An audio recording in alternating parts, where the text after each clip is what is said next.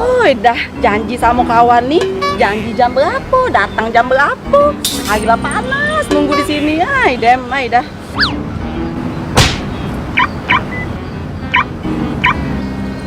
Siapa Cak kenal.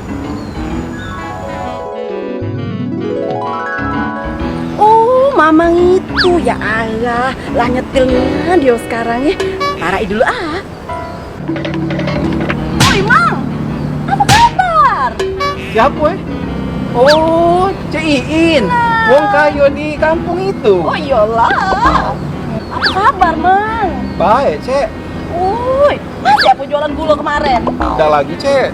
Jingolah dewe. Oh, cacam. Bisa sampo gitu, Bang, sekarang? Bisnis kecil-kecilan lah, Cek. Tapi semenjak aku pakai smartphone Gokil Max, aku lebih hemat. Harganya tuh murah. Kuotanya banyak. Ada kuota nasional, ada kuota lokal. Plus kuota internet dari malam sampai ke pagi. Apa udah hemat aku, Cek? Wah, cacam. Suai lah, Mang ya. Kebeli mobil Mak ini, Mang ya. Gak mengaku Mang kartu smartphone, Mang. Belilah.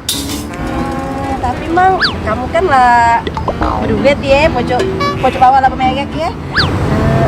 Aku nak berasa Mang, duit 20.000 Mang, untuk ongkos Mang. Wah, daya pulo.